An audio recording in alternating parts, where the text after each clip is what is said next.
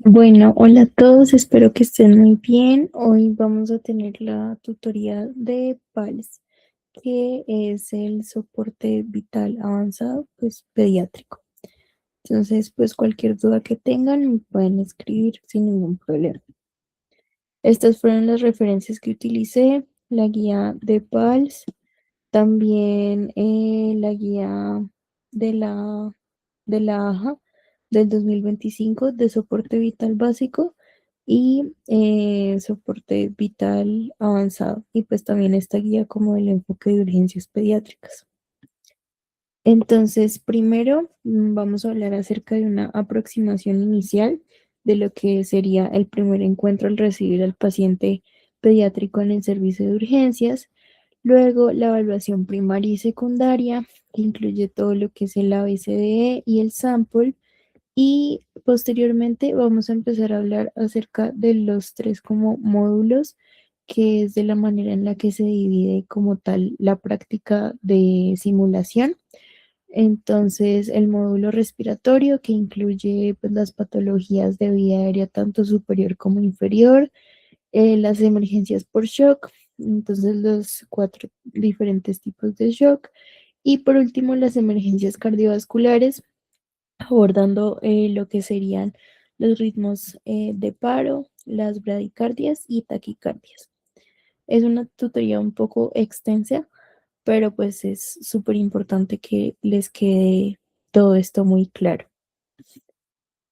Listo. Entonces, en cuanto a la aproximación inicial, debemos tener en cuenta y pues recordar lo que es el triángulo de aproximación pediátrica. Entonces tenemos tres lados. El primero es el aspecto que hace referencia a lo que sería como tal el estado de conciencia. Entonces debemos evaluar el tono muscular, la consolabilidad, el lenguaje, el llanto y pues el estado de conciencia, si el paciente está alerta, somnoliento, confuso o en un estado de coma. Siguiendo con la B, que hace referencia a pues breathing, entonces vamos a evaluar el trabajo ventilatorio. Entonces vamos a evaluar la posición de inhalación, si el paciente está en una posición de olfateo, también la presencia de retracciones que pueden ser claviculares, perdón, intercostales, subesternales, también pues todos los signos de dificultad respiratoria que también pues incluyen lo de las retracciones, el aleteo nasal mm, y demás, y los ruidos respiratorios audibles. Entonces, por ejemplo, en caso de vía aérea alta, la presencia de estridor y de vía aérea baja, por dar un ejemplo, las sibilancias.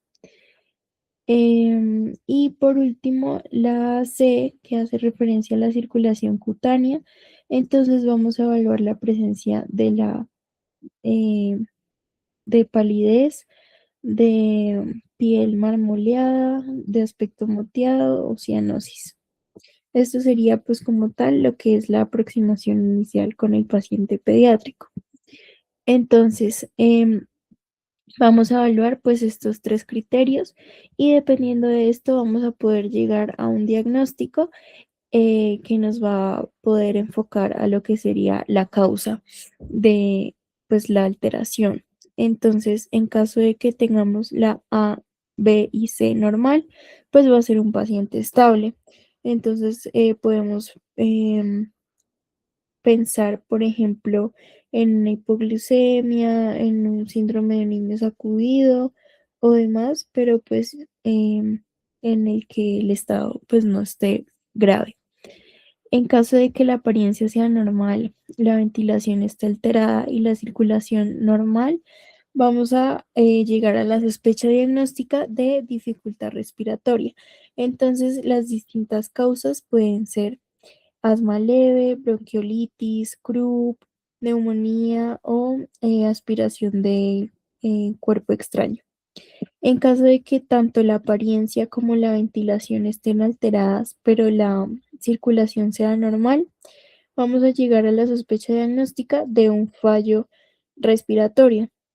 Entonces aquí ya se va a escalar de cierta manera las causas que vamos a pensar.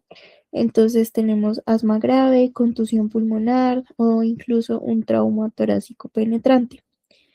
En caso de que la apariencia y la ventilación estén normales, pero la circulación esté alterada, vamos a llegar al diagnóstico de un choque compensado. ¿Y qué nos puede generar un choque compensado? Diarrea, pérdida extensa de sangre, deshidratación grave, en fin. Siguiendo, entonces ya lo único que tenemos normal es la ventilación. La apariencia y la circulación están alteradas, entonces esto va a implicar la presencia de un choque descompensado.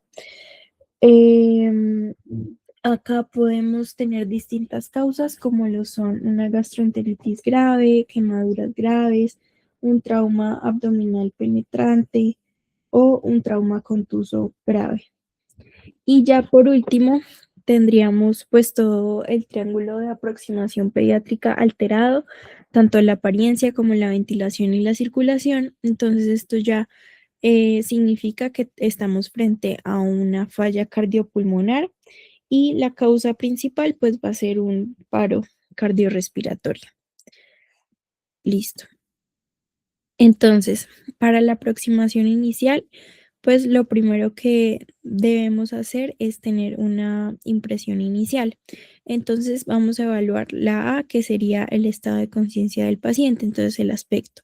Si el paciente está inconsciente, vamos a iniciar el manejo del BLS, que es el soporte vital básico. Entonces, evaluar la respuesta, activar el código de emergencias y pues ir por el desfibrilador o por el DEA y verificar si el paciente está respirando y tiene pulso. Entonces, si no tiene pulso, pues vamos a iniciar RCP y cada 2 minutos vamos a estar monitorizando el ritmo y pues desfibrilar en caso de que esté indicado, que más adelante vamos a hablar mejor de lo que sería esto. Si el paciente pues está inconsciente, hacemos el abordaje de BLS y hay pulso presente, pero no está respirando bien, vamos a asistir en las ventilaciones. Entonces vamos a brindar una ventilación cada 6 segundos. Y por otro lado, si el pulso está presente y el paciente está respirando normalmente, también vamos a realizar el mismo abordaje que si estamos frente a un paro respiratorio, que sería la evaluación primaria. Entonces, el ABCDE y la evaluación secundaria, el sample. Y, y las H y las Ts que estarían dentro de lo que son las causas reversibles de paro. Más adelante pues vamos a evaluar mejor lo que sería como todo este algoritmo, pero bueno. Y por el otro lado del algoritmo pues tenemos un paciente consciente, entonces si el paciente está consciente no va a haber necesidad pues del BLS ni de hacer RCP ni de desfibrilar y demás, sino que nos vamos directamente a lo que sería la evaluación primaria y secundaria. Y pues súper importante el equipo de la CLS que incluye el líder y los miembros del equipo que pues cada uno tiene una función en específico. Listo. Entonces, acá tenemos la cadena de supervivencia que nos habla pues el algoritmo o pues la guía de PALS. Entonces, lo primero es el reconocimiento y la activación de la emergencia. Lo segundo es realizar una reanimación cardiopulmonar de alta calidad. Entonces, la realización de compresiones, que son las como la intervención que más em, ha demostrado mejorar en lo que es la morbilidad. También desfibrilación en caso de que esté indicado, que más adelante vamos a hablar de esto. También resucitación avanzada, entonces los medicamentos, los líquidos, antibióticos, control de la temperatura y todo esto. Posteriormente, los cuidados posparo y lo que sería pues ya la recuperación y la supervivencia. Listo. En cuanto al equipo, pues como les mencionaba anteriormente, tenemos el líder del equipo. Y pues súper importante este triángulo. Entonces que siempre en todo equipo esté el encargado de la vía aérea, también el encargado de las compresiones y el encargado del monitor y desfibrilador, que pues sería como el líder de la RCP. Entonces acá se muestra como las funciones de cada miembro del equipo y dependiendo de cuántas personas estén disponibles, pues la función de cada uno de ellos. Listo. Entonces, este es como el algoritmo inicial de lo que sería el soporte vital básico en la población pediátrica, dependiendo de cuántos miembros están disponibles. Entonces acá si solo hay un miembro disponible del equipo o acá si hay dos o más miembros. Entonces lo primero, súper importante, verificar la seguridad de la escena, eh, que la escena sea segura tanto para el paciente como para nosotros como miembros pues del personaje del que, miembros de, de la salud. Bueno, una vez hemos verificado la seguridad de la escena, vamos a evaluar la respuesta del paciente, vamos a mm, verificar si alguien nos puede ayudar y pues activar el sistema de emergencias. En caso de que haya más de un reanimador, vamos a mandar a la otra persona para que busque el DEA o el desfibrilador.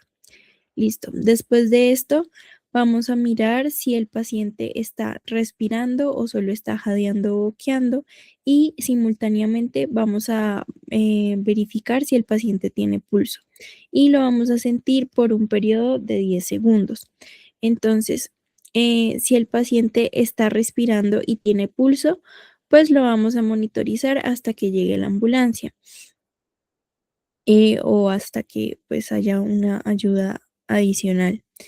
Mientras que si el paciente tiene pulso pero no está respirando adecuadamente, vamos a hacer lo que es el soporte ventilatorio. Entonces, abrir la vía aérea, reposicionar con la posición de olfateo, brindar ventilaciones, entonces una ventilación cada 2 a 3 segundos, obteniendo un total de 20 a 30 ventilaciones por minuto. También em, estar monitorizando el pulso después de cada 2 minutos, ya que inicialmente podemos tener un paro únicamente respiratorio, pero que posteriormente se puede convertir en un paro cardiorrespiratorio. Entonces, súper importante estar monitorizando la presencia de pulso cada 2 minutos. También, si se sospecha una sobredosis de opioides, pues vamos a administrar lo que sería el antídoto, que es la naloxona. Realmente acá esta parte del algoritmo es igual si estamos solo con un reanimador versus con dos o más reanimadores. Listo, entonces siguiendo con esta parte del algoritmo, en donde ya soportamos la parte ventilatoria, mm, vamos a evaluar la frecuencia cardíaca. Entonces, si la frecuencia cardíaca es menor a 60, con signos de hipoperfusión, a pesar de la oxigenación y la ventilación, vamos a evaluar si el paciente colapsa. Entonces, si hay una frecuencia cardíaca mayor a 60, pues vamos a continuar soportando la ventilación y monitorizando el pulso cada 2 minutos. Entonces, vimos el colapso. Sí, sí, activamos el sistema de emergencias y verificamos pues que estemos con el DEA y el desfibrilador. Si el colapso no fue evidenciado, vamos a iniciar RCP inmediatamente. Entonces, si es un solo reanimador, vamos a hacer una frecuencia de 30 compresiones y 2 ventilaciones. Em, pero si son dos o más reanimadores, pues la frecuencia va a ser 15 compresiones y 2 ventilaciones. Listo. Utilizar el DEA o el desfibrilador apenas este esté disponible. Y lo mismo, de estar pendientes si sospechamos una sobredosis de opioides para poder administrar el antídoto.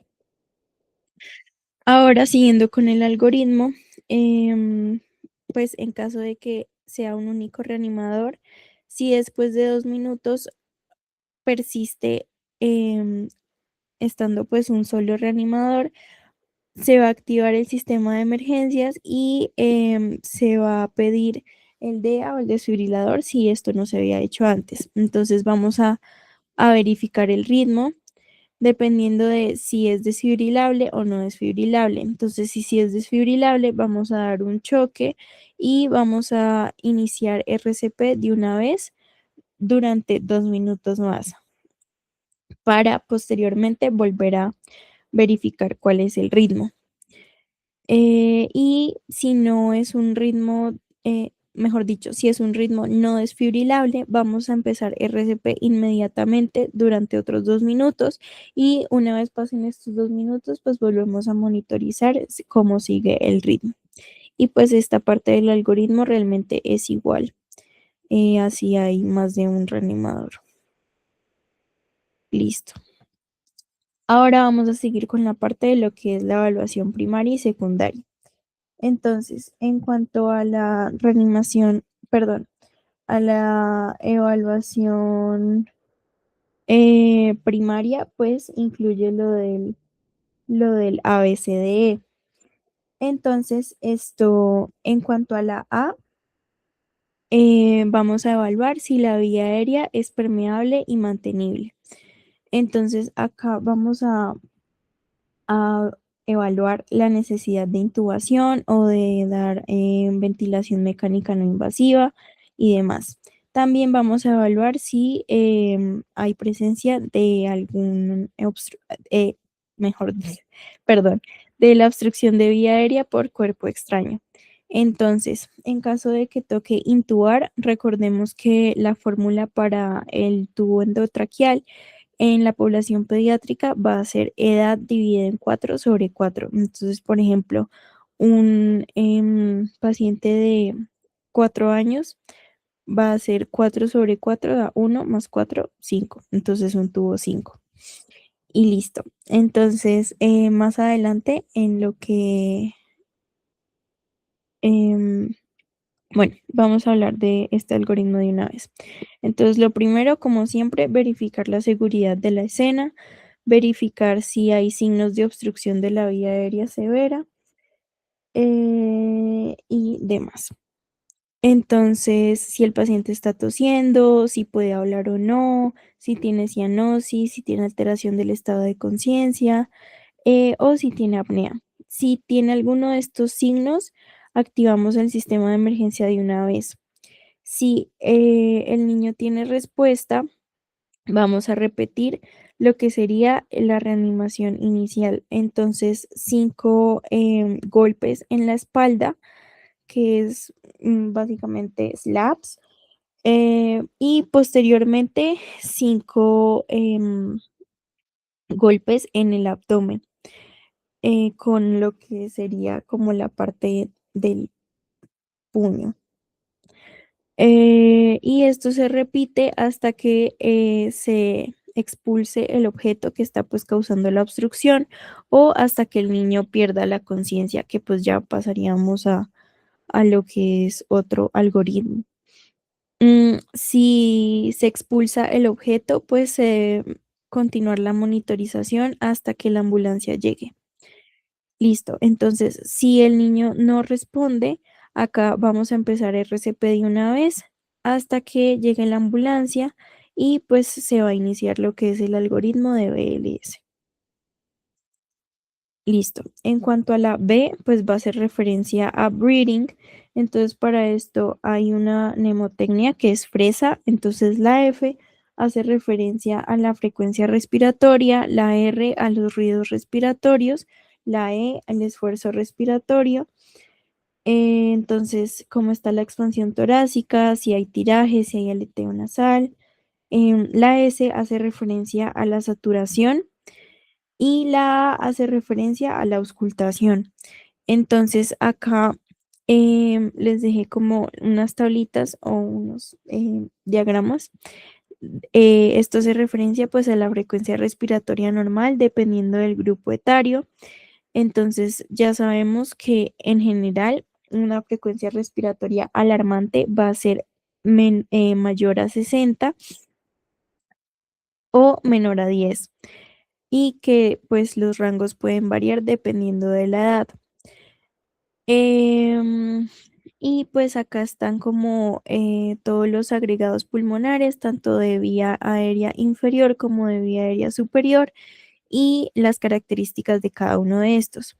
Y pues dependiendo de cómo encontremos al paciente en cuanto a la B, pues vamos a definir si existe el requerimiento de oxígeno o no. Entonces vamos a poder brindar oxígeno a alto flujo o a bajo flujo. Los sistemas de alto flujo son el Venturi, la máscara de no reinhalación a 15 litros por minuto, en fin.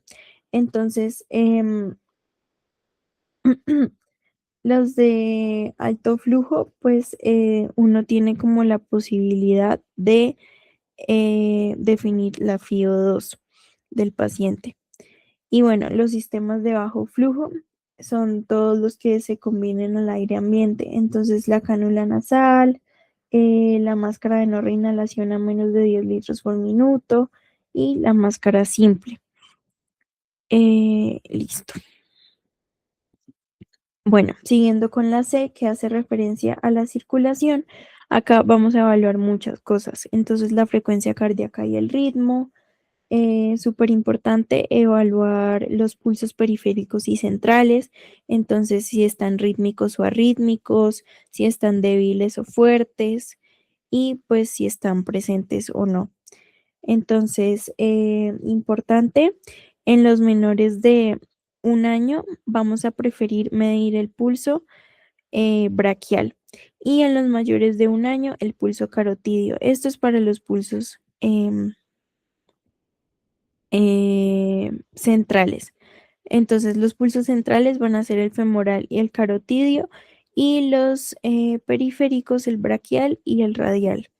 También súper importante evaluar la temperatura, el llenado capilar, que este sea menor a 3 segundos y la tensión arterial.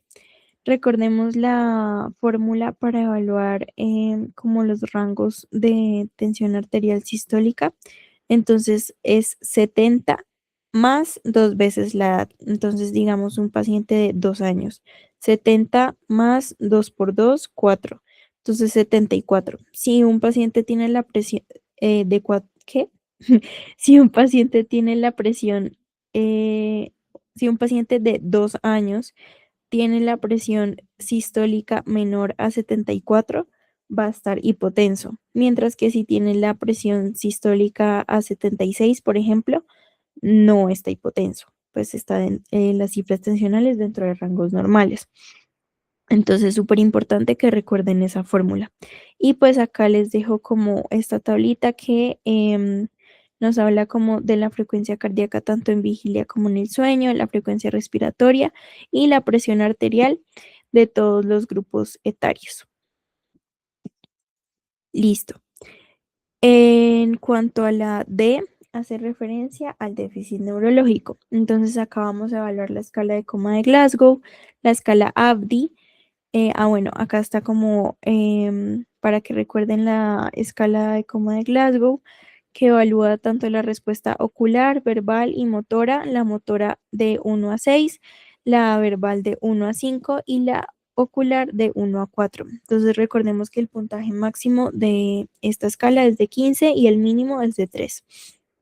También está la escala ABDI, que hace referencia a como la respuesta del paciente. Entonces, si está alerta, si tiene una respuesta verbal, si responde al dolor o si definitivamente está inconsciente. También súper importante la respuesta pupilar a la luz, La glucometría, que en población pediátrica se dice que una glucometría normal está entre 80 y 150 miligramos por decilitro. También súper importante evaluar el tono muscular y pues si el paciente ha tenido algún tipo de movimientos anormales. Em, entonces, acá el manejo básicamente es iniciar soporte vital general, monitorizar con oxígeno. Si el paciente tiene hipoglicemia, pues debemos iniciar dextrosa.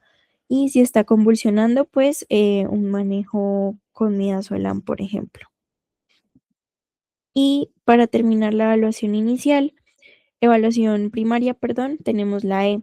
Entonces, esta hace referencia a exposición. Entonces, vamos a inspeccionar al paciente sin ropa, evaluar si tiene sangrado, quemaduras, heridas, traumas, signos de abuso, lesiones cutáneas como petequias, también signos de punción, hipotermia, distensión abdominal, en fin. Entonces acá podemos ver como en cuanto a las quemaduras, el porcentaje de superficie corporal dependiendo de del paciente. Entonces vemos que entre mayor es el paciente, mayor superficie corporal va a ocupar lo que es tórax y abdomen, y menor superficie corporal va a ocupar lo que es la cabeza.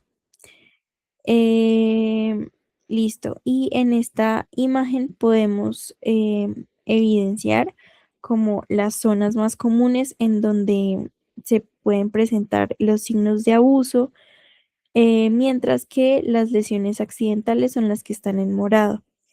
Y pues acá está como un ejemplo de mordedura, que es importante pues también evaluar la presencia de esto. Listo. Ya pasando a la evaluación secundaria, vamos a utilizar la mnemotecnia sample. Entonces, la S hace referencia a todos los signos y síntomas. Entonces, acá vamos a utilizar la mnemotecnia pues, de Alicias. Entonces, la aparición, la localización, intensidad, características, irradiación, atenuantes y agravantes y sintomatología asociada. Em, en cuanto a la A, vamos a evaluar las alergias, entonces las reacciones conocidas a medicamentos o incluso a alimentos y que le generan al paciente pues el consumo de estas sustancias. La M hace referencia a medicamentos, entonces nombres exactos y dosis de los medicamentos que está tomando el paciente actualmente, el horario y la cantidad de la última dosis. Y, por ejemplo, si le dieron al paciente analgésicos o antipiréticos antes de consultar a urgencias, pues también es importante preguntarlo. La P hace referencia pues a los antecedentes. Entonces, ya hablamos de los alérgicos y los farmacológicos, entonces indagar por los antecedentes patológicos, quirúrgicos, tóxicos, también los inmunológicos. mm, Dependiendo de la edad, pues puede ser importante también indagar por los antecedentes perinatales o prenatales. También preguntar si el paciente tiene el esquema de vacunación completo y pues si existe un noxa de contagio en caso de que estemos sospechando pues alguna patología infecciosa. En cuanto a la L, pues hace referencia a lo que sería el last meal, entonces la última vez que comió, qué comió exactamente, si comió algo diferente a lo que suele comer, a qué hora lo consumió. Pues también como indagar si el paciente ya está tolerando como vía oral o dieta blanda, sólida, lo que sea, o si sigue únicamente con lactancia materna.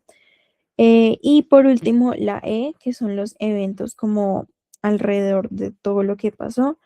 Entonces, eventos relacionados a la enfermedad, si el paciente tuvo fiebre, qué estaba haciendo, dónde estaba cuando empezó como toda la sintomatología. Listo.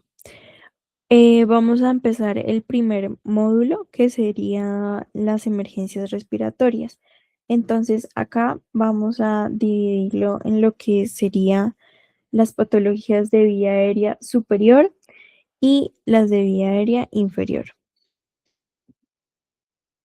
Entonces, en las patologías de vía aérea superior vamos a hablar acerca de la obstrucción de la vía aérea por cuerpo extraño. Entonces, pues ya les hablé del algoritmo previamente, pero pues importante recordar los ciclos repetidos de 5 golpes en la espalda, que es lo que vemos acá en la primera imagen, seguidos de 5 compresiones abdominales. Entonces, lo que les decía, pues no es con el puño, pero no me acuerdo exactamente cómo se llama esa parte de la mano. Y pues esto se realiza alternando 5 5 5 5 y así hasta que se elimina la obstrucción o cuando el niño deja de responder, que pues ya entraríamos al algoritmo de BLS. Y pues esto es en caso de menores de 1 año. Ya en mayores o pues sí, niños más grandes, vamos a realizar lo que conocemos como la maniobra de Heimlich. Entonces, pues ya les mencioné el algoritmo, entonces vamos a continuar. Y pues, o sea, em, hay una parte, o sea, la parte de arriba como que es igual tanto en menores de 1 año como mayores de 1 año. Y la parte de abajo, bueno, acá pues dice infant y en esta dice child, pero realmente eh, pues no es que varían mucho ambos algoritmos. Entonces, ¿cuál es el manejo de la obstrucción de vía aérea por cuerpo extraño? Sería desobstruir, que es básicamente pues lo que se quiere lograr con los golpes en la espalda y en el abdomen. También dexametasona, oxígeno y epinefrina nebulizada. Listo. Ahora vamos a hablar acerca del CRUP. Recordemos los 4 síntomas cardinales del CRUP, que son el estridor inspiratorio, la disfonía, la tos seca tipo perruna y la dificultad respiratoria. Entonces, eh, perdón.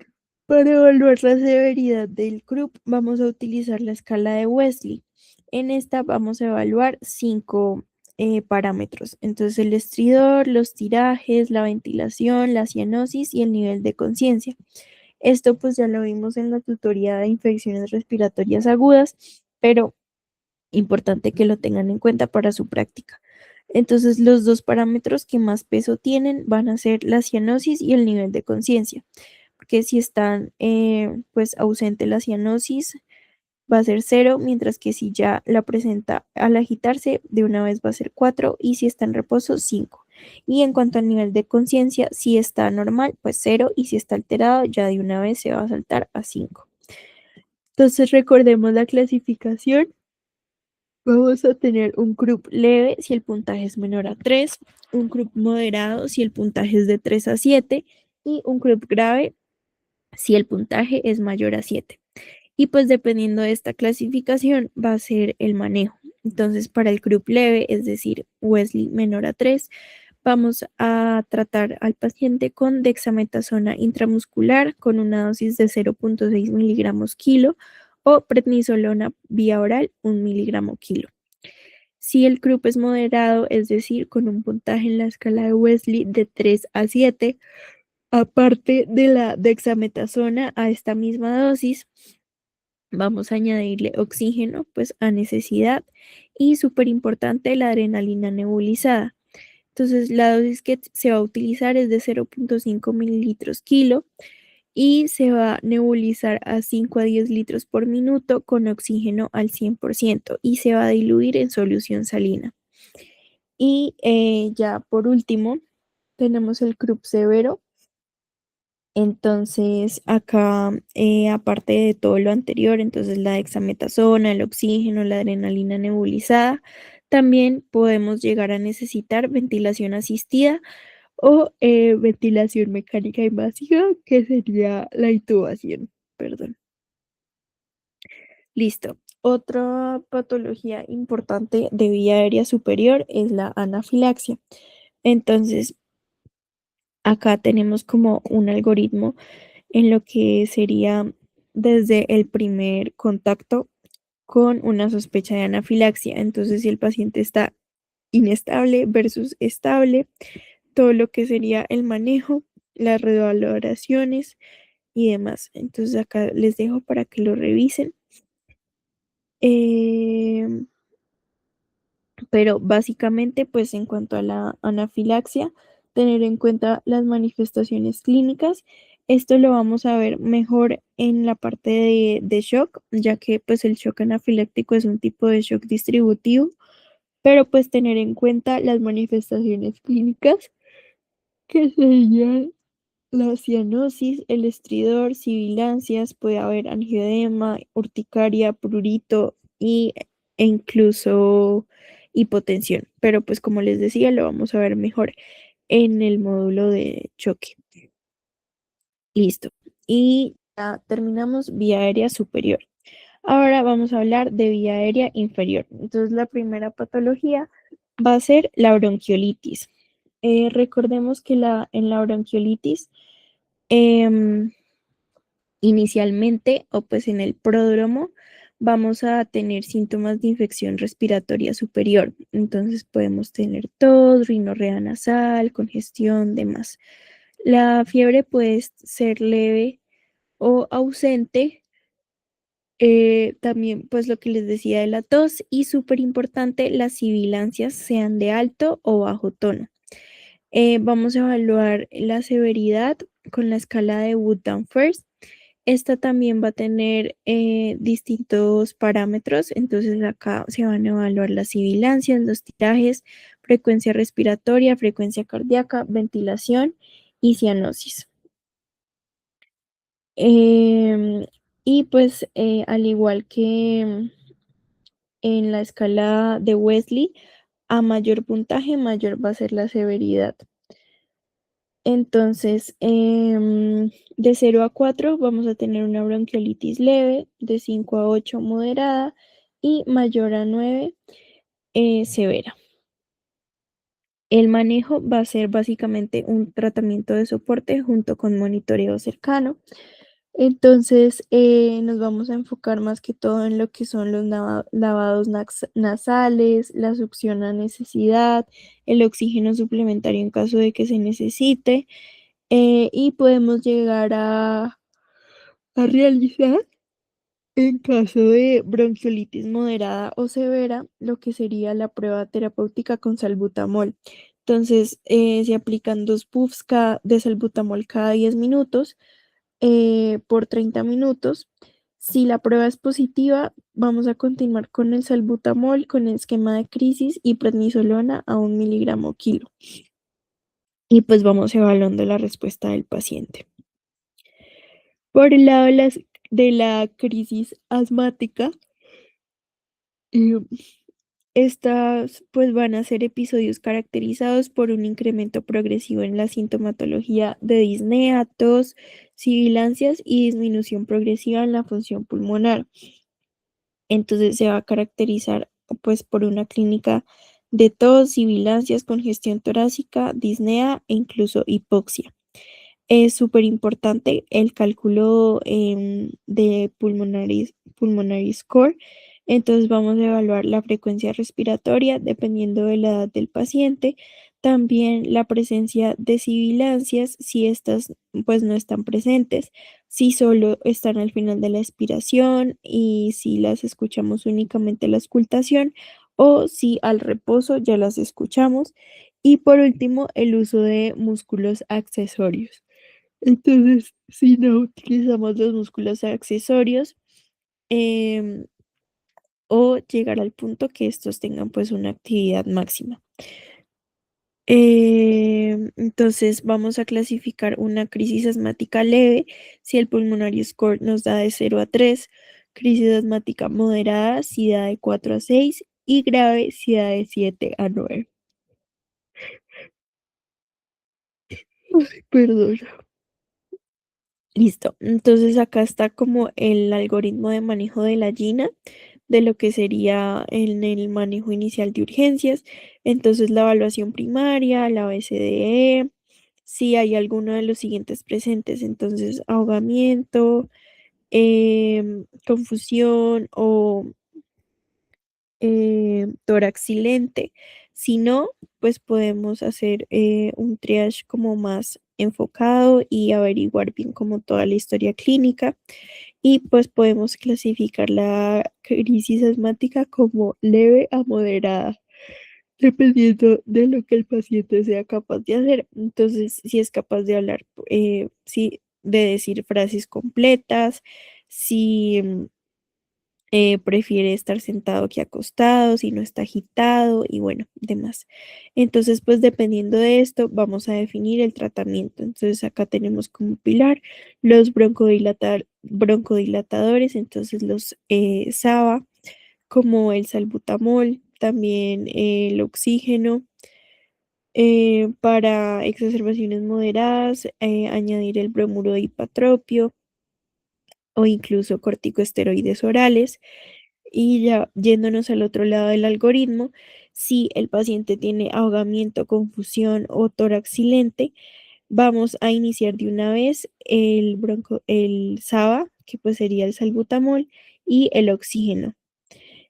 Acá se solicita soporte respiratorio urgente y debemos solicitar gases arteriales. Entonces, acá de una vez ya se clasificaría como una crisis asmática severa, que ya el paciente no es capaz de decir frases, sino únicamente palabras, que se inclina hacia adelante al sentarse para respirar mejor, que está agitado, que tiene la frecuencia respiratoria elevada, es decir, taquipnea, que utiliza músculos accesorios y demás.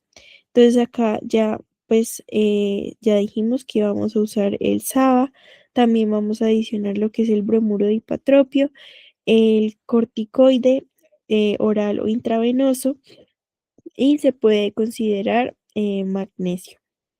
Dependiendo pues del deterioro y de la evolución clínica, se van haciendo pues intervenciones adicionales.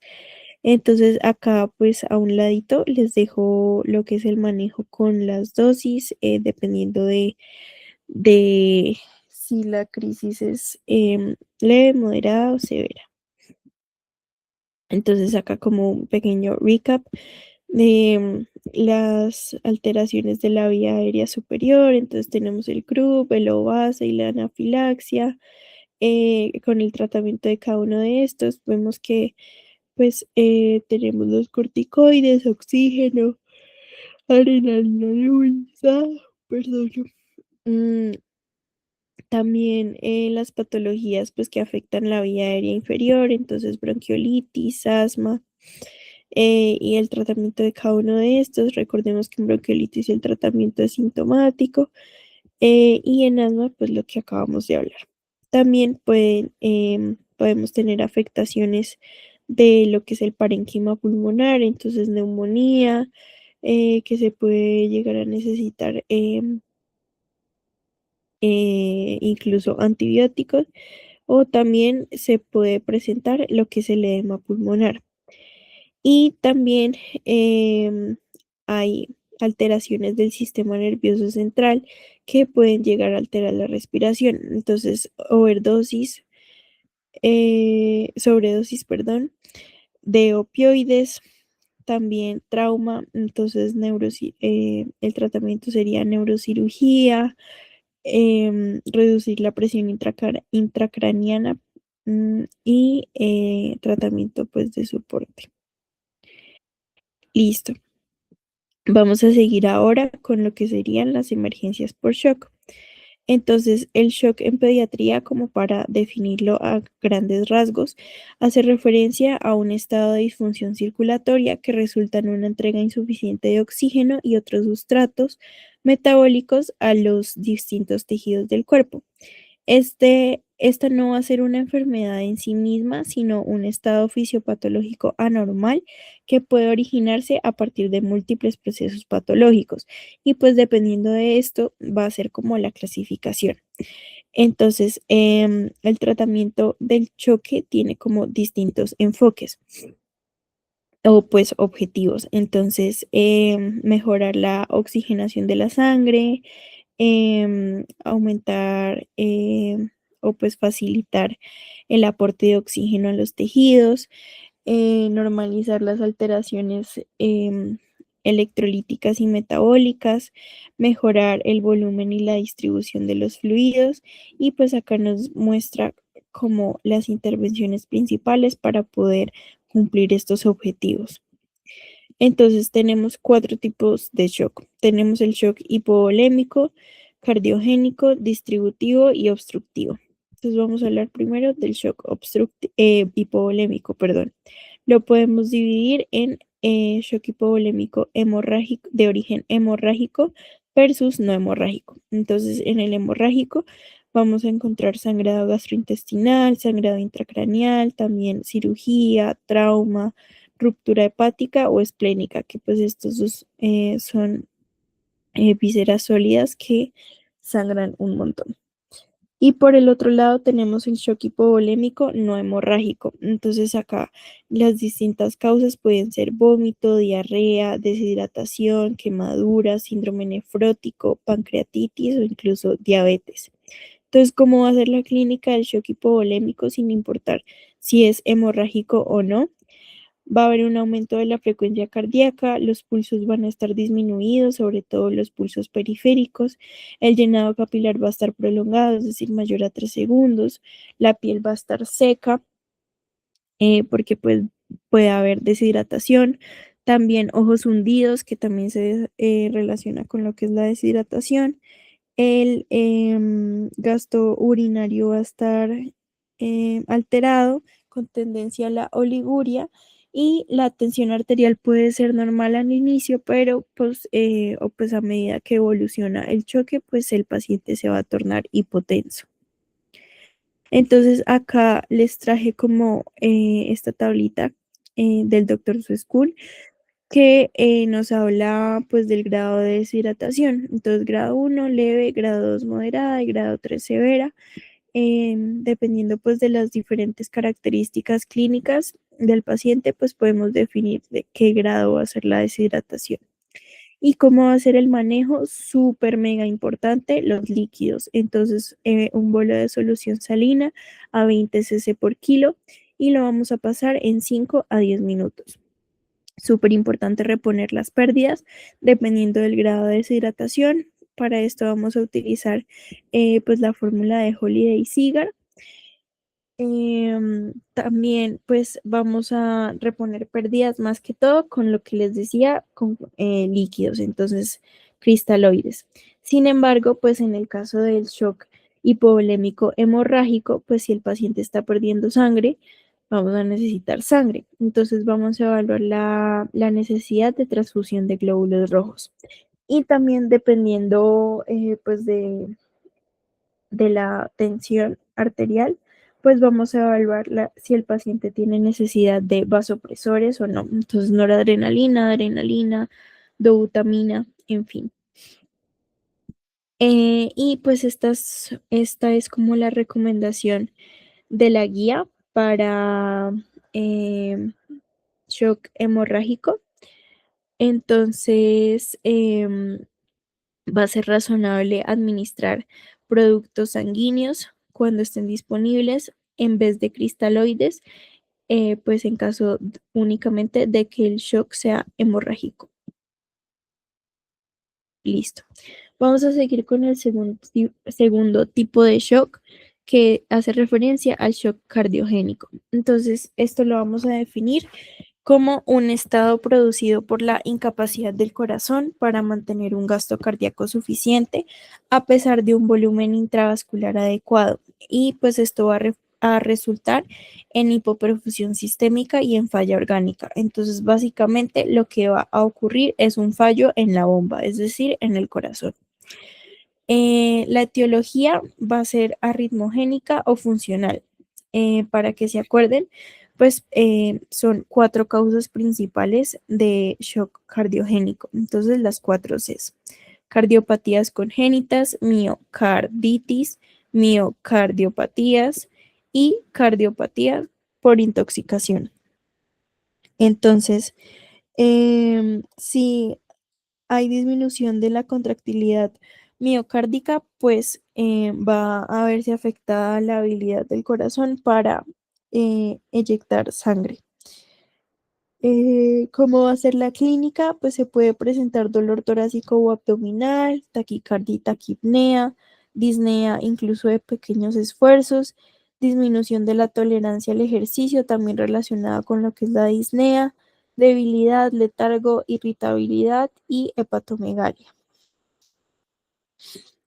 Esto es lo mismo, las recomendaciones de la guía.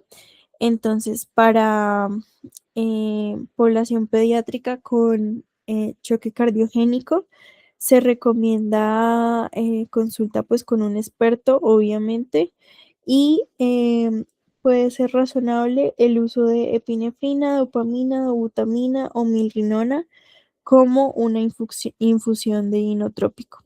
Entonces, básicamente, ¿cuál va a ser el manejo? Oxígeno suplementario en caso de necesidad, bolos de 5 a 10 cc por kilo en una hora y pues importante evaluar el requerimiento o la necesidad de vasopresores. Entonces vamos a buscar lo que son signos de congestión hepática o compromiso respiratorio que indiquen sobrecarga de volumen y pues dependiendo de eso también es que vamos a enfocar el manejo.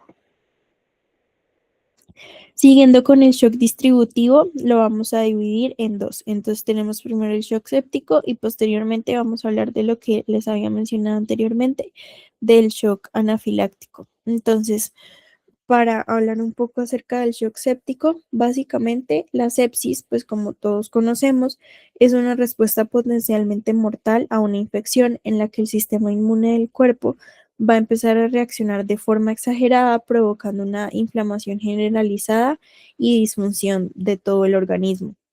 Entonces, el shock séptico se va a caracterizar por sepsis que adicionalmente tenga o pues presente una disfunción cardiovascular, incluyendo hipotensión.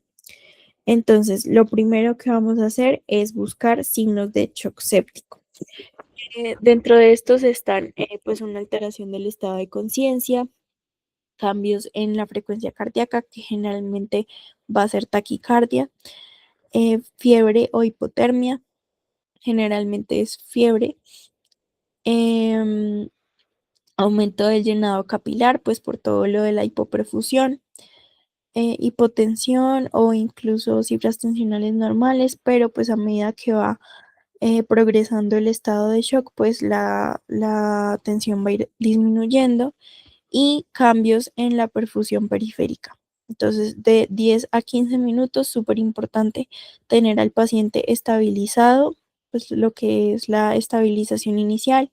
Entonces, monitorizar signos vitales, si el paciente necesita intubación, pues obtener una capnografía, también tener accesos venosos, administrar pues los líquidos, ya que estos son un pilar supremamente importante en lo que es el manejo del shock séptico. Luego vamos a pasar a lo que es el tratamiento en la primera hora. Entonces, se puede plantear la necesidad de obtener hemocultivos. También súper importante iniciar un antibiótico de amplio espectro, que va a ser una cefalosporina. Em, a pesar de que no hayamos obtenido pues el resultado del hemocultivo, no podemos dejar que esto nos retrase el inicio del antibiótico empírico. También los líquidos, seguir, súper importante, líquidos. En caso de que el paciente tenga fiebre, pues administrar un antipirético y seguir buscando pues signos de shock séptico. Si el paciente sigue con signos de shock después de haber administrado de 40 a 60 mililitros kilo, pues necesitamos pues de atención por unidad de cuidados intensivos y también se va a requerir vasopresor. Listo. Entonces, ¿cuáles son los signos de shock séptico? Principalmente lo que les decía, la alteración del estado de conciencia, frecuencia cardíaca alterada, temperatura alterada, hipoperfusión e hipotensión, que pues, como les mencionaba, es un signo de que ya el shock está progresado. Entonces, ojito. ¿Y cuál va a ser el manejo? Lo que les decía, súper importante los líquidos, bolo de 10 a 20 cc kilos, pasar en los primeros 10 a 20 minutos. Si el paciente tiene alguna patología cardiovascular, pues no podemos ser tan permisivos con los líquidos. Vamos a administrarles generalmente la mitad de la dosis recomendada. Entonces, si vamos a administrar a un paciente sano 20 cc por kilo, a un cardiópata le vamos a administrar 10 cc kilo. Y pues aparte de los cardiópatas, también a los recién nacidos, pero pues eso ya se sale dentro del enfoque de la revisión de la tutoría de PALS. Súper importante en la primera hora iniciar el antibiótico. El que se va a utilizar va a ser la ceftriaxona 100 miligramos kilo. También lo que les decía de los hemocultivos, es súper importante estar monitorizando la glicemia, que acordémonos que es de 80 a 150 miligramos por decilitro. También evaluar los valores de calcio, evaluar la necesidad de vasopresor, entonces epinefrina, norepinefrina o dopamina, y pues en caso de fiebre, el antipirético que puede ser acetaminofén o dipirona. Súper, súper importante no encharcar al paciente con líquidos, también por el riesgo de edema pulmonar. Listo, sigamos. Y pues estas son las recomendaciones de la guía pues de shock séptico, que lo que más recomiendan pues acá la que tiene uno, entonces que el médico o el profesional de salud debe reevaluar a la población pediátrica después de cada bolo de líquidos que se le administre, pues para ir evaluando la respuesta. Y pues acá les dejo como las otras recomendaciones por si las quieren revisar, pero básicamente lo que les mencioné anteriormente. Listo. Entonces, el otro tipo de shock distributivo es el shock anafiláctico, que como ya les mencioné anteriormente, la clínica característica va a ser cianosis, estridor, sibilancias, dificultad respiratoria, rinorrea, angiodema, urticaria, prurito, hipotensión, arritmias, incluso shock. Entonces acá podemos ver lo que es como la fase típica. Acá también pues lo que es el angioedema. Entonces el manejo, súper, súper importante, el EpiPen. Em, Acá pues en Colombia, a diferencia de Estados Unidos, las personas que son alérgicas pues no cargan para todo lado con su EpiPen, pero pues tener en cuenta la dosis. Entonces si el paciente pesa menos de 30 kilos, la dosis va a ser de 0,15 miligramos, mientras que si pesa más de 30 kilos, la dosis va a ser el doble, entonces 0,3 miligramos. También vamos a utilizar ampolla de adrenalina, entonces 0,01 miligramos kilo intramuscular sin diluir la ampolla. Em, entonces ahí están como todas las recomendaciones, entonces epinefrina, salbutamol nebulizado, metilprednisolona intravenosa, antihistamínicos H1 y H2 intravenosos. Entonces los que tenemos disponibles son la difenidramina, que acá pues están las dosis de todos, rianitidina, dexclorfeniramina y clemastina. Pero pues realmente el que más se escucha es la difenidramina. Listo. Y ya para terminar el módulo de choque, tenemos el shock obstructivo. Entonces, ¿cómo lo vamos a definir? Como aquel shock causado por una obstrucción mecánica al flujo sanguíneo cardíaco o pulmonar que impide un gasto cardíaco efectivo, aun cuando la función miocárdica y el volumen intravascular sean normales. Entonces, ¿cuáles van a ser las causas del shock obstructivo? Embolismo pulmonar masivo, taponamiento pericárdico, neumotórax a tensión, asma y bronquiolitis. ¿Cuál va a ser el manejo? Pues básicamente tratar la causa. Si el paciente tiene un taponamiento pericárdico, pues le vamos a hacer una pericardiocentesis. Si tiene un neumotórax a tensión, pues una toracocentesis. Una toracentesis, perdón. Entonces, básicamente necesitamos un acceso vascular rápido, oxígeno suplementario en caso de necesidad, reanimación. reanimación agresiva con fluidos con bolos de 20 mililitros kilo. También pues en caso de lo que es el taponamiento cardíaco, entonces descompresión urgente del pericardio, hemitórax, Doppler, demás. Y pues esto es como una tabla que resumen absolutamente todo, em, como los signos y síntomas de las personas enfermas. Si tienen alguna pregunta, pues me dicen.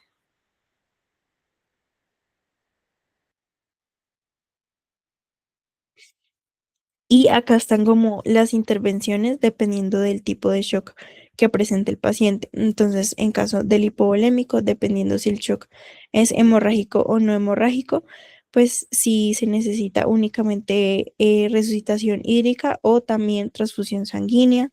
Si el shock distributivo es séptico, anafiláctico o neurogénico, pues que puede llegar a necesitar.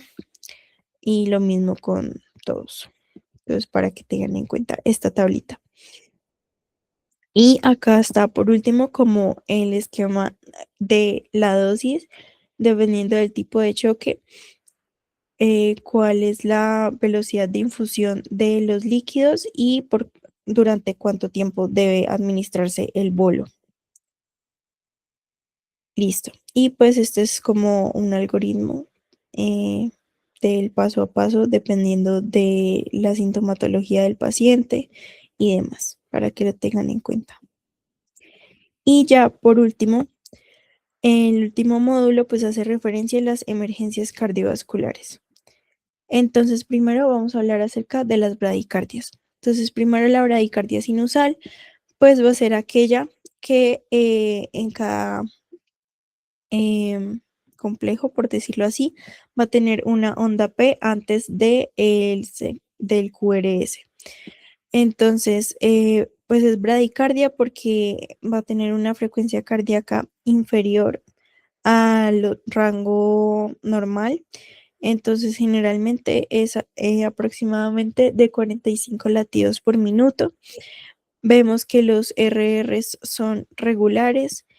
Este tipo de ritmo se puede presentar en hipoxemia, en acidosis o en niños sanos dormidos. Pues es importante estudiarlos, pero no es un ritmo como que haya que correr.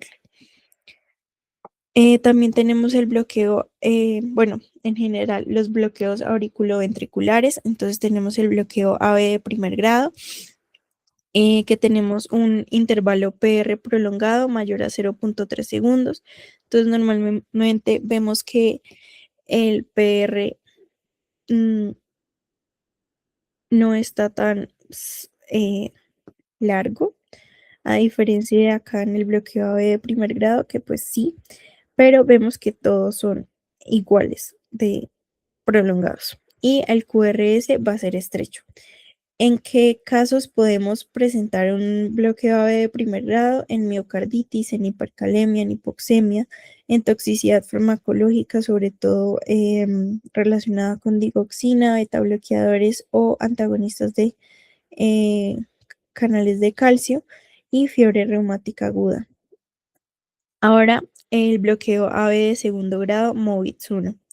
Entonces, importante, no sé si hayan escuchado antes esta como asociación, pero es como el novio que cada vez está siendo más ausente. Entonces vemos acá que el intervalo PR es normal. Entonces, inicialmente normal, luego un poco prolongado, luego más prolongado y ya a medida que se va volviendo más prolongado, desaparece.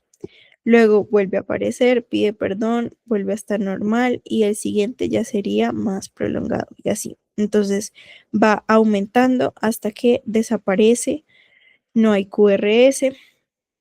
Entonces intervalo PR prolongado progresivamente hasta que desaparece una onda P. Se puede presentar en niños sanos dormidos y en toxicidad por fármacos. También está el bloqueo AB de segundo grado MOVIT 2. Entonces los PR son normales, no están prolongados, está normal, normal, normal, y de la nada, ¡pum!, desaparece. Entonces el novio que desaparece de la nada y vuelve a aparecer. Y el siguiente es un PR normal, sin que esté prolongada. Entonces se pierde una P. Signo de enfermedad de sistema de conducción intrínseca puede significar infarto o inflamación miocárdica. Entonces, pues es importante tener eso en cuenta. Y por último, el bloqueo auriculoventricular de tercer grado es aquel en el que las ondas P y el complejo QRS no tienen absolutamente nada que ver entre sí. Entonces vemos que acá está la onda P, el complejo PR, acá hay otra, pues es como una onda T, pero acá hay otra onda P. No se sabe si esto está prolongado o que acá debía haber otro QRS y acá otra onda P. Bueno, en fin, es cada cual por su lado, por decirlo así. Este se puede presentar en hipoxemia grave, en acidosis grave o en daños del nodo auriculoventricular. Entonces, este es el algoritmo de la bradicardia con pulso, pues en casos de paciente pediátrico. Entonces, lo primero es evaluar si hay compromiso cardiopulmonar. Entonces, si hay alteración del estado de conciencia, si hay signos de shock, si hay hipoperfusión. Si no, pues debemos identificar y tratar las causas que pueden estar adyacentes y pues observar. Si hay compromiso cardiopulmonar, pues se debe hacer el manejo inicial y soportar. Entonces, mantener la vía aérea, las ventilaciones, estar monitorizando constantemente al paciente, el pulso, la saturación, las cifras tensionales, etcétera.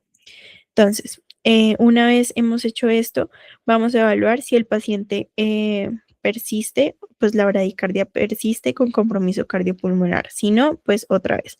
Identificamos y tratamos las causas, soportamos ABC, el oxígeno, consideramos el requerimiento de pedir un electrocardiograma.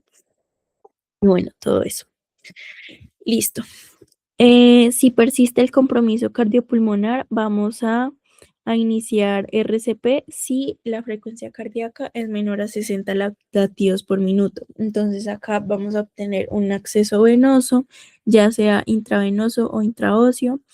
Vamos a evaluar la necesidad de epinefrina y de atropina en caso de que haya un aumento del tono vagal o en bloqueo de primer grado. Entonces, lo mismo, identificamos y tratamos la causa y evaluamos la necesidad, por ejemplo, de un marcapasos. Entonces, debemos evaluar o pues chequear la presencia de pulso cada 2 minutos. Si está presente, pues evaluamos otra vez el compromiso cardiopulmonar y seguimos con la parte del algoritmo que ya vimos. Mientras que si no está presente el pulso, pues ya debemos pasar a la parte del algoritmo de paro. Entonces, ¿qué dosis de medicamentos vamos a utilizar? La de epinefrina, la de siempre, 0.01 miligramos kilos. La de atropina es de 0.02 miligramos kilos. Se puede repetir una vez y pues súper importante evaluar las causas de la bradicardia, entonces hipotermia, hipoxia, medicamentos o tóxicos, aumento de la presión intracraniana y bloqueos, demás. Listo. Por otro lado, tenemos las taquicardias. Entonces, primero, la taquicardia sinusal. En un lactante vamos a decir que tiene una taquicardia sinusal si la frecuencia cardíaca es mayor a 220 latidos por minuto, mientras que en niños vamos a decir esto si la frecuencia cardíaca es mayor a 180 latidos por minuto. Acá en la taquicardia sinusal, después de toda onda P hay un complejo QRS. Los RR son regulares, el PR no está prolongado, va a ser normal, el QRS va a ser estrecho y pues la P va a ser positiva en todas las derivaciones menos en ABR. Entonces acá podemos ver que los RR son regulares, hay onda P, hay onda T, normal. Listo. Es básicamente un electro normal, solo que pues con frecuencia cardíaca elevada. La taquicardia supraventricular suele ser súbito, puede ser episódico. El RR es irregular. El QRS, como vemos, es súper estrecho, pero es regular. Y la onda P puede no ser tan obvia. La taquicardia ventricular monomórfica, entonces el QRS es ancho, recordemos que ventricular, QRS ancho, supraventricular, QRS estrecho. Entonces, ancho hace referencia a 0.09 mayor a 0.09 segundos. Los QRS son regulares y rápidos. La morfología de absolutamente todas son iguales, a diferencia de la polimórfica, que ya vamos a ver que pueden variar. La P es no identificable y se puede producir pulso o ser forma de paro de origen ventricular. Y como les decía, la taquicardia ventricular polimórfica, pues el QRS también va a ser ancho, recordemos ventricular, QRS ancho. Irregular, puede haber cambio de fases y se puede ver la torcida de puntas con QT prolongado al inicio. Entonces, como vemos la diferencia entre la monomórfica y la polimórfica, pues evidentemente esto no es igual a esto. Mientras que en la monomórfica este es igual a este y a absolutamente todos. También tenemos el flúter auricular, que se caracteriza por una frecuencia auricular mayor a 300 latidos por minuto, un circuito de reentrada en las aurículas con la presencia de una onda de despolarización y un patrón dentado de ondas P. Entonces vemos acá, a veces lo describen como una sierra. Entonces, importante. Y saber diferenciarlo con la fibrilación auricular, que pues es esta que vemos acá.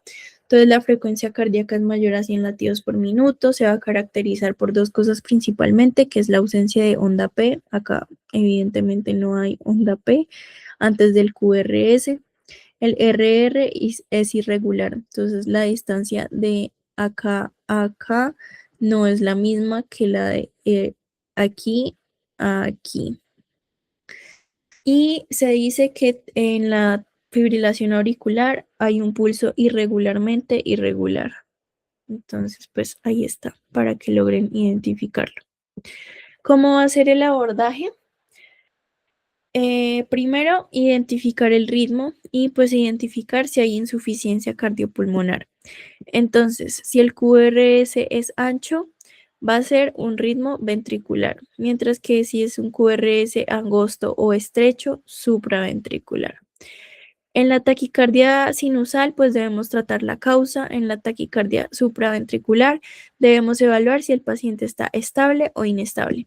Si el paciente está estable, podemos realizar maniobras vagales como lo es la maniobra de Valsalva. Mientras que en la taquicardia supraventricular inestable, vamos a preferir la cardioversión, sea farmacológica o eléctrica, y adenosina. También es súper importante evaluar la presencia de compromiso hemodinámico. Entonces, si hay compromiso hemodinámico, vamos a optar por la cardioversión, mientras que si el paciente está estable hemodinámicamente, vamos a optar por la aplicación de adenosina. Entonces, acá les dejo las dosis. Súper importante, con la aplicación de la adenosina, la vamos a pasar rápido y luego le vamos a pedir al paciente que levante el brazo y posteriormente vamos a pasar un bolo de solución salina. Hay que advertirle al paciente que va a sentir que se va a morir literalmente y que eso es normal de ese medicamento, que solo es una sensación fea por un momento y ya le pasa. Pero pues hacérselo saber. Entonces, este es el algoritmo de las taquicardias. Todo es lo mismo. El manejo inicial, mantener la vía aérea, la ventilación, el monitor, garantizar el acceso venoso, si se puede tomar un electrocardiograma. Entonces, vamos a evaluar el ritmo. Si, bueno, si hay compromiso cardiopulmonar, si sí o no, pues dependiendo de eso vamos a evaluar si el QRS es estrecho o ancho, y pues dependiendo de eso vamos a evaluar las posibles causas, que es básicamente lo que les venía mencionando, pero pues aquí les dejo el algoritmo para que se guíen más fácil. Y ya para terminar, por fin, vamos a hablar de los ritmos de paro. Entonces recordemos que hay ritmos de paro desfibrilables y no desfibrilables. Los desfibrilables van a ser la fibrilación ventricular, que es esta que vemos acá, que es, pues, sí, este ritmo que vemos acá, y la taquicardia ventricular sin pulso, que el QRS es ancho, ¿sí? Sí, ancho. Listo. Entonces, ¿cómo vamos a desfibrilar? Pues dependiendo si estamos fuera del hospital o dentro del hospital, em, dependiendo de cómo esté pues el dispositivo, nos va a indicar dónde poner como los pads. Entonces, digamos, este es uno en el centro del tórax y el otro en el centro de la espalda, mientras que hay otros que dicen que uno lo ponen en el tórax y el otro en el costado izquierdo de la espalda. Y hay otros que son aquí, así. Entonces, el primer shock va a ser de 2 joules por kilo, el segundo shock va a ser el doble, es decir, 4 joules por kilo, y los siguientes van a ser de 4 o más joules por kilo, pero la dosis máxima va a ser de 10 joules por kilo.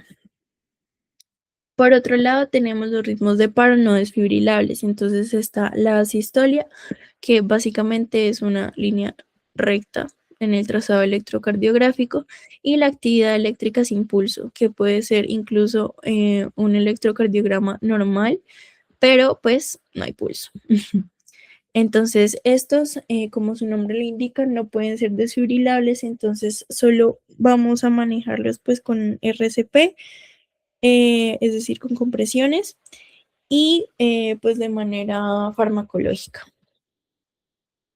Entonces acá les dejo el algoritmo, súper importante, tener en cuenta si el ritmo es desfibrilable o no. Acá les dejo pues las características de las compresiones de alta calidad, de cuánto debe ser la desfibrilación, las dosis de los medicamentos, entonces epinefrina, miodarona, lidocaína, las características de la vía aérea avanzada, súper importante que tengan en cuenta las causas reversibles de paro, que son las 5H y las 5T. Entonces, en cuanto a las H, hipotermia, hipovolemia, hipoxia, acidosis, que pues H por hidrogenión, hipoglicemia, hipohipercalemia. Y en cuanto a las T's, neumotórax atención, sí, taponamiento cardíaco, toxinas, trombosis pulmonar y trombosis coronaria. Entonces, importante reconocer pues las características de las compresiones de alta calidad, que la frecuencia debe ser entre 100 a 120 latidos por minuto, la profundidad debe ser 1/3 del diámetro anteroposterior del tórax, es decir, de 4 a 5 centímetros. Si es un paciente menor a 12 meses, pues va a ser 4 centímetros, y si es mayor a 12 meses, 5 centímetros. Evaluar que el tórax se vuelva a reexpandir antes de dar la siguiente compresión, no hacer pausas, no hiperventilar. Recordemos que deben ser 20 a 30 ventilaciones por minuto y que debemos evaluar la respuesta cada 10 segundos. Dependiendo de si es un reanimador o más de uno, pues es la frecuencia o pues la relación compresión-ventilación. Si son 2 reanimadores, 15-2. Si es un reanimador, 30 compresiones, 2 ventilaciones. Y lo que les decía, pues de las diferencias entre menores de 12 meses y mayores de 12 meses. Entonces, el tercio diámetro AP en menores de 12 meses, 4 centímetros, y en mayores de 12 meses, 5 centímetros. En menores de 12 meses se recomienda tomar el pulso braquial y realizar las compresiones con 2 dedos. Y en mayores de 12 meses, tomar el pulso carotidio o femoral y lo de la compresión bimanual, que es la que realizamos pues en adultos también. Y ya, por fin, yo sé que esta es una tutoría muy larga, pero en verdad espero que les sea muy útil y que hayan aprendido un montón. En verdad estoy súper pendiente de cualquier cosa y descansen. Adiós.